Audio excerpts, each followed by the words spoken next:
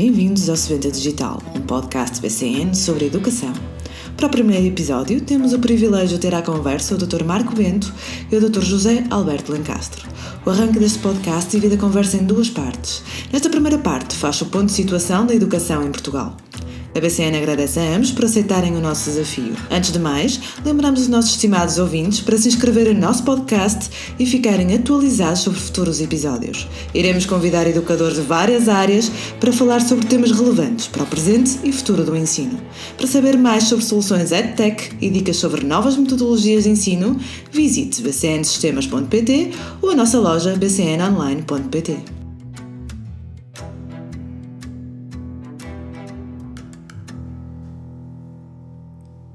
Bom, estamos aqui neste podcast que tem o nome de Sebenta Digital e nós hoje somos o convidado um do outro e dessa forma, para quem não conhece, quem é o José Alberto Lencastre? Olá, o José Alberto Lencastre é professor do Instituto de Educação da Universidade do Minho e investigador do Centro de Investigação em Educação da Universidade do Minho. E também, para quem não conhece, quem é o professor Marco Bento? O professor Marco Bento é professor na Escola Superior de Educação em Coimbra, é investigador em Tecnologia Educativa e coordena o projeto Supertabi, que é um projeto que já tem algumas experiências neste âmbito do digital. Se calhar, não sei se nós não podíamos conversar um bocadinho sobre aquilo que é fazer aqui o ponto de situação do estado atual da educação. E nessa conversa, se tivéssemos que, para esta Sebenta Digital, fazer um sumário do estado da educação em Portugal, que sumário era esse? Do meu ponto de vista, em Portugal, acho que estamos bem. Temos tido algumas experiências europeias, inclusive os dois em projetos internacionais, e sabemos que, do ponto de vista da utilização das tecnologias digitais, Portugal está bem. As escolas são dinâmicas, os professores são ativos nesse processo. Por isso, diria que estaria otimista em relação ao que se está a fazer hoje em dia, mas também há uma crescente pressão sobre as escolas que poderá, de alguma forma, pôr em causa aquilo que foram os ganhos nos últimos anos, principalmente no período pós-Covid. O que é que achas? Pois, nós tivemos... A pandemia foi um boost, uma injeção de tecnologia e se calhar para muitos, de conhecimento de que existia tecnologia para melhorar o processo de aprendizagem. Mas... E há uma evolução da escola, enquanto escola há uma evolução enorme. Nos últimos 30 anos a escola evoluiu, os espaços melhoraram imenso. Nós temos o corpo docente mais profissionalizado de sempre, embora entrarmos num processo diferente com esta questão das reformas e com a ausência de alguns grupos disciplinares, mas a escola é uma escola que nós temos que nos orgulhar, a escola portuguesa. Agora, um bocadinho nessa linha, mas estamos a entrar numa fase onde esses ganhos com a pandemia também gerou-se aqui alguma desconfiança deste digital. Portanto, há aqui uma dicotomia entre, parece que há o bem e o mal, parece que há aqui uma luta entre o bem e o mal, o que é digital e o que não é digital, como se na verdade nós não pudéssemos combinar ambos e naturalizar ambos. E nós já discutimos isto até várias vezes, não é? Só há assim um bocadinho alguma diabolização do próprio digital em relação ao analógico. Sim. Não é? Como é que vês o facto de os professores serem quase pressionados hoje em dia, ou as escolas, até diria mais as escolas, que os professores a proibirem a utilização dos telemóveis? Do ponto de vista da utilização na sala de aula, nós temos muita literatura que fala dos ganhos para a aprendizagem dos alunos. Depois há a preocupação dos alunos estarem demasiado presos aos seus dispositivos digitais, o que faz com que algumas interações não aconteçam. Nós já conversamos também sobre isso e provavelmente o problema está mal colocado, não é? Sim, a questão não está... Nós colocamos sempre a pressão toda em cima do dispositivo, como se o erro estivesse no dispositivo, quando o erro é um erro de comportamento humano. Colocamos a pressão da utilização massiva de ecrãs dentro das escolas. Antes era um sinal que era usado dentro das escolas. Grande parte dessa utilização de ecrãs muitas vezes é feita fora da escola, né?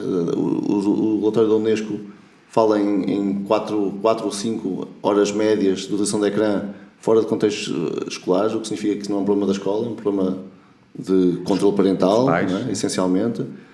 O YouTube usado como babysitter, né? em muitos dos casos.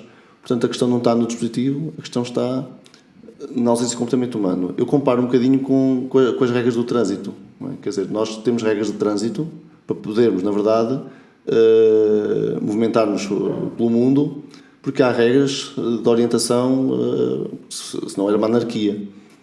Nós nunca tivemos não há uma regulação, ou seja, a única regulação que existe, ou que as escolas tendem a colocar, é proibir. Proíbe-se, não há trânsito. Retira-se o trânsito das cidades, não é?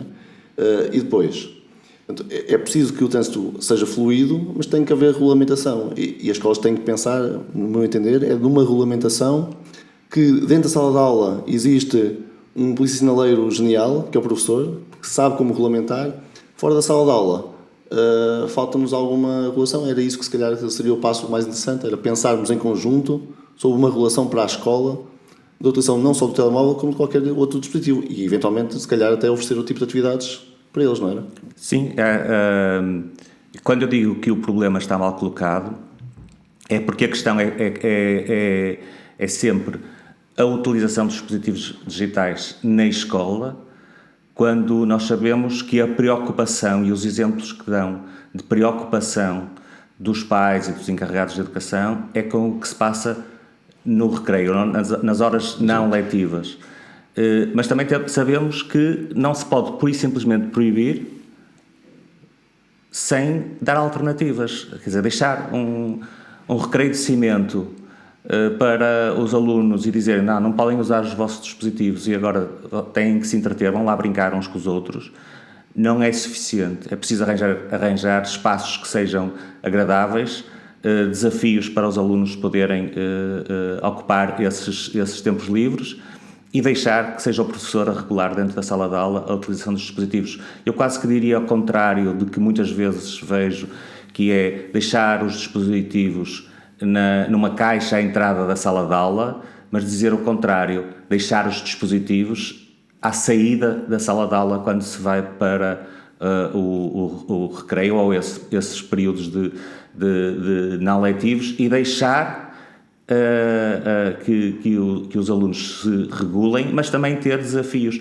Um recreio com cimento não atrai as crianças. Também é uma verdade que o telemóvel enquanto recurso desta ideia de mobile learning e da aprendizagem ubíqua, no caso português, nós temos até nos últimos 2 anos tivemos a implementação do plano de ação para a transição digital, o plano de ação para a transição digital, ou seja, o que implicaria, se bem executado, que cada aluno tivesse um dispositivo móvel, nomeadamente um computador portátil, juntamente com uma conexão à internet. Desse ponto de vista, do ponto de vista pedagógico, eu poderia não usar o telemóvel com a mesma regularidade se tivesse a possibilidade de o usar em sala de aula. Agora, grande parte dos equipamentos não são usados, não é? E essa é uma questão que nos diz mais, que é uma questão do foro da organização da escola, mas também do ponto de vista pedagógico. Qual é o motivo para que, se os recursos existem, nós não damos o passo em frente dessa implementação? E eu afastaria essa tensão tão grande que há sobre a questão do telemóvel, não é? Porque isso é uma questão de formação. Há um discurso um pouco errático sobre, por um lado, o que a literatura diz da mais-valia da utilização dos dispositivos digitais para a aprendizagem dos alunos, e depois há, parece-me que uma pressão social. Nós ouvimos nos mídias como nunca a dizer que é preciso regular, é preciso acautelar as horas que os alunos utilizam os dispositivos dentro da escola. Eu fazia esta distinção entre o que é o trabalho pedagógico do professor dentro da sala de aula e o que é a regulação fora da sala de aula. E dentro da sala de aula, acho que nunca houve tanta formação como agora sobre a utilização dos dispositivos digitais para a aprendizagem. Acho que os professores estão cada vez mais preparados do que alguma vez estiveram. Nós estivemos juntos num projeto sobre a utilização dos dispositivos digitais na sala de aula com professores veteranos, e por professores veteranos a literatura entende os professores com mais de 25 anos de serviço e mais de 50 anos de atividade profissional. Que é inferior à média nacional atualmente. Não? Exato, ou seja, são praticamente todos, por isso, e nós tivemos o exemplo do projeto Rekindle, que trabalhamos com esses professores durante 3 anos e meio, e que os professores veteranos estão desejosos de saber como utilizar os dispositivos digitais para a aprendizagem dos alunos. Por isso, até desse ponto de vista, não há razões nenhumas para o entrave, a não ser este discurso errático que vamos ouvindo, por um lado, das mais-valias da utilização do digital na sala de aula, e, por outro lado, parece que há uma pressão para tirar o digital da escola. Nem é da sala de aula, é da escola. Não, ou seja, isso também não é uma questão de termos, mas os termos às vezes também nos levam, se calhar, para algumas ações. Esta ideia de continuarmos a chamar digitalização a um processo que devia ser de naturalização do digital, ou seja, digitalizar, leva-me sempre a pensar na ideia de migrarmos apenas para aquilo que era uma aula com a utilização de um recurso analógico para a utilização de uma aula com um recurso digital, mas fazendo exatamente a mesma coisa. Ou seja, mudamos a forma, é um primeiro passo, aliás o modelo do Ponte Dura assim o diz, que há uma fase de substituição, mas nós temos que tornar isto mais imersivo, e tornar mais imersivo tem que ser o aluno a produzir, tem que ser o aluno a pensar, tem que ser o aluno a criar, e tirar essa pressão também de cima do professor. Provavelmente, como é que nós podemos naturalizar o processo? Ou seja, nós teríamos que naturalizar o processo do digital como naturalizamos o processo analógico. Não é? Ninguém se questiona hoje porque é que usa uma caneta, como ninguém se deveria questionar porque é que eu uso um dispositivo móvel. E isso também tem que ver com os modelos de formação de professores, não é? Sim, ainda sobre o projeto do Rekindle, sobre o trabalho que fizemos com os chamados professores veteranos, nós começámos exatamente por aí, não é? Que é os professores, todos os que estavam connosco nesses 3 anos e meio, todos eles utilizavam dispositivos digitais para a sua vida pessoal.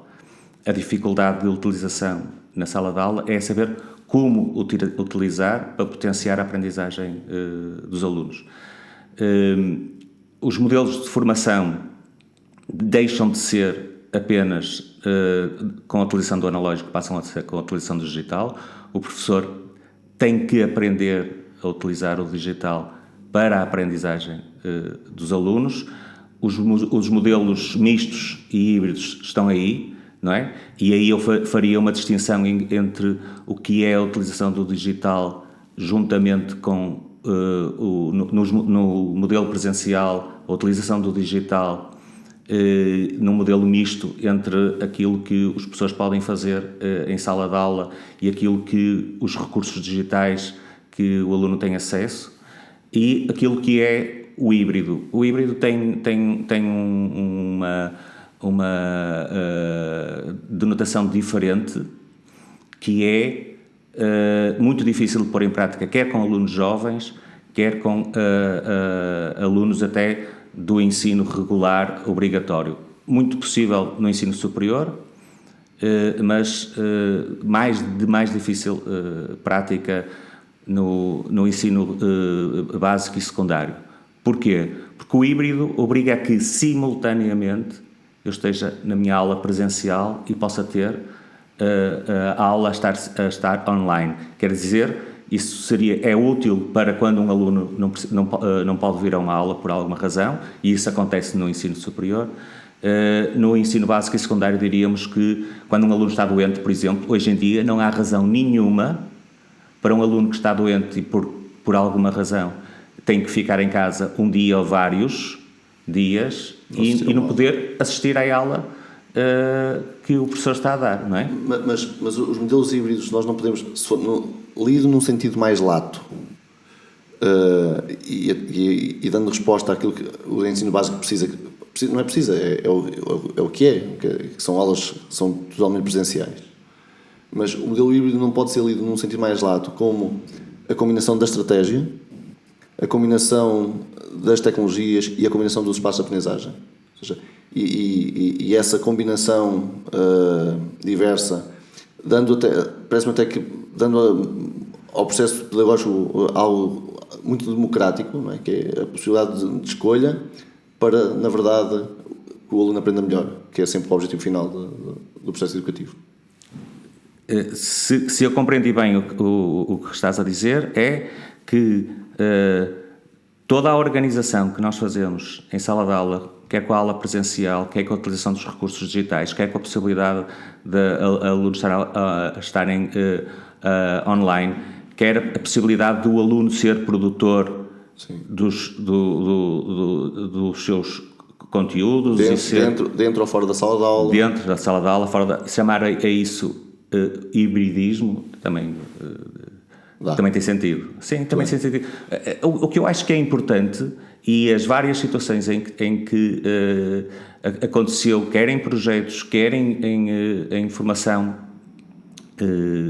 contínua com os professores nas várias formações em que já estive envolvido, é que é importante definir os conceitos. De que é que estamos a falar quando falamos em misto, quando falamos em híbrido, quando falamos em presencial com a utilização de recursos digitais. A partir do momento em que se estabelece essa definição de conceitos, o caminho é mais fácil. Deixa de fazer sentido nós continuarmos a questionar alunos, professores e escola se gostam mais do pai ou gostam mais da mãe. Sim. Eu já tenho ouvido dizer isso e concordo a 100%, que esta ideia de que é melhor o presencial ou é melhor o presencial com o digital, é um bocado essa ideia de que gostas mais da mãe ou gostas mais do pai. É uma pergunta que não merece resposta. Não devia ser questão, não é? Exatamente. É tão absurdo aquilo. E da mesma forma, a utilização do digital com o presencial, que é disso que estamos a falar sempre. Até há pouco tempo ouvíamos dizer que os países como a Suécia e a Noruega tinham abandonado o digital e tinham voltado ao presencial. Eles nunca deixaram de ter o presencial com o digital e o que passaram foi a ter os recursos todos no digital e passaram a ter também, juntamente com os recursos digitais, recursos analógicos. Essa foi a questão que foi sempre mal colocada. E esse exemplo é até um bom exemplo até para esclarecermos quem nos pode ouvir, porque na verdade a comunicação passa muitos exemplos dos nórdicos, naquilo que interessa, porque no que não interessa não passa, não é? Nomeadamente o número de horas que passam dentro de uma sala de aula, também era curioso, ou o espaço exterior que usam, mas a utilização do digital pelos países nórdicos e a ideia do abandono foi um equívoco que foi passando como se na verdade neste momento tivessem retirado o digital da sala de aula e, como já foi referido, não é verdade. Outra ideia, também é um clássico, é a ideia de que em França, na Austrália, se proibiu a utilização dos telemóveis. E também a verdade é que o que na verdade criaram foi legislação, como nós temos no nosso Estatuto do Aluno, que também não existia. Ou seja, a lei é exatamente a mesma, mas aquilo que se vende é a ideia de proibição. Estes exemplos que nos vão caindo sistematicamente na comunicação social são arrasadores para aquilo que é um trabalho que vai sendo feito e que nós começamos esta conversa dizendo que a escola tem evoluído, mas que de tempos em tempos é confrontada assim com umas notícias que fazem com que professores e depois essencialmente até os pais, não é, acabem por, na verdade, cair aqui numa desvalorização depois desta estas práticas estão a ser feitas, não é? Sim, o exemplo que dás tanto do que aconteceu na Nova Zelândia e na Austrália, como aconteceu em alguns países nórdicos, descontextualizado, dá essa ideia de que até nos países mais avançados se está a questionar a utilização do digital. Não é o caso, a questão não é essa.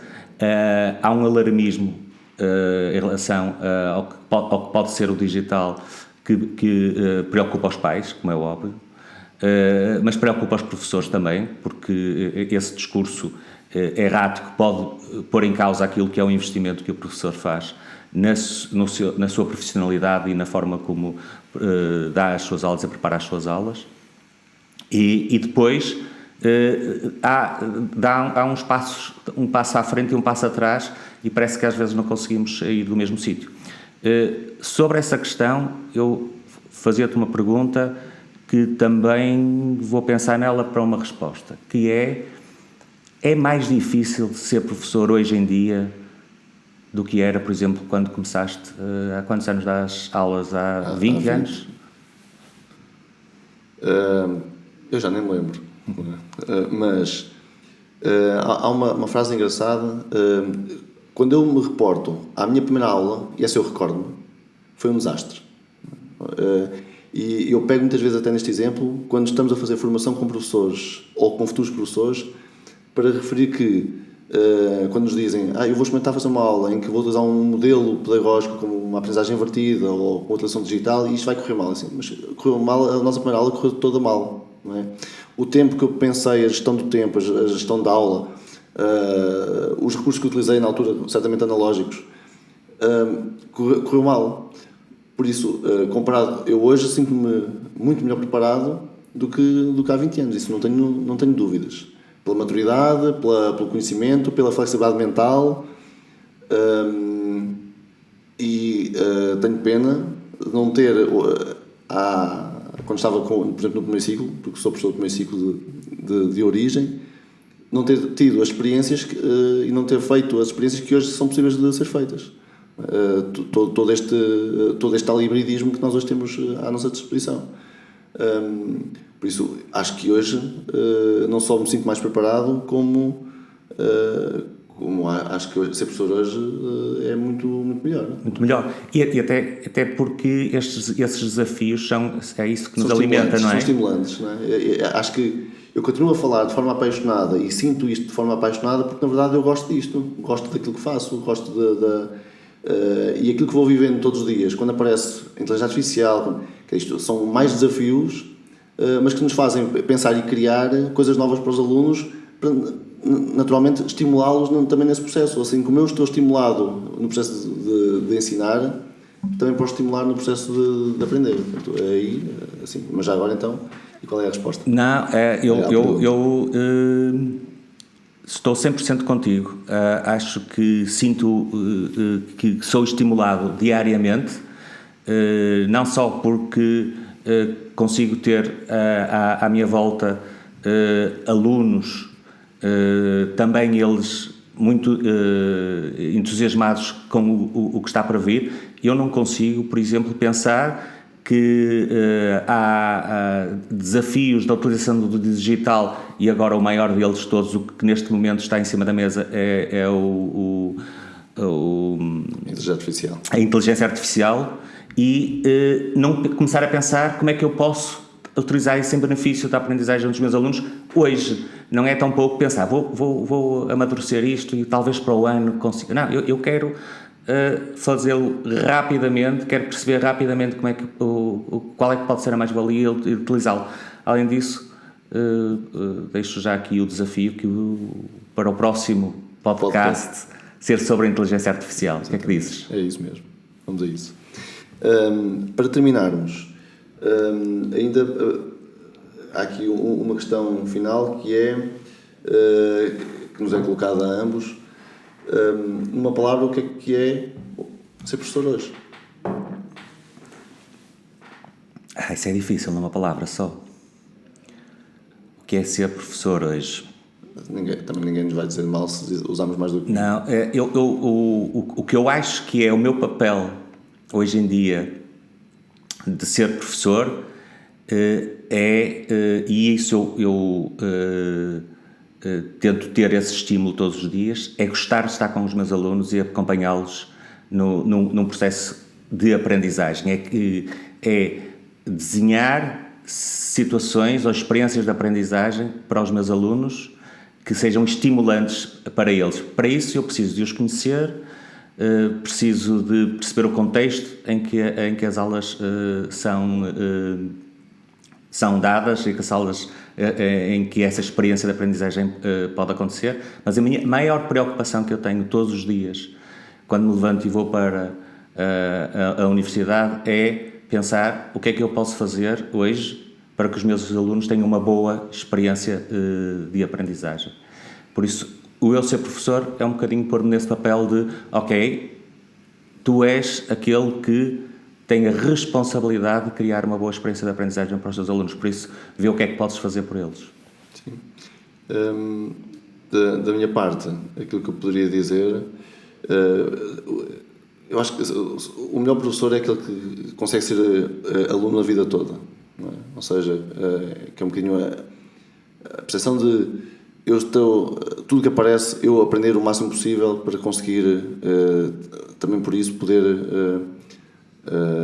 disseminar e acima de tudo estimular junto dos alunos. Eu acho que se eu uso isso, o ser professor, eu acho que não é dissociável do ser aluno, ou ser um aluno eterno, não é? É assim que se calhar que eu também resumiria a ideia de ser professor hoje. E com isto penso que terminamos. Fica o desafio então. Fica o desafio para o próximo podcast da Sebenta Digital. Ok. E para todos os nossos ouvintes, obrigada por se juntarem a nós no podcast Sebenta Digital da BCN. Hoje ficamos com a esperança renovada em relação ao estado atual da educação em Portugal. Para o próximo episódio, temos preparado uma conversa sobre como é ensinar na era da inteligência artificial. Quais serão os desafios e as oportunidades que a tecnologia traz para professores e alunos? Não perca esta conversa entre dois professores especialistas em tecnologia educativa. Até à próxima!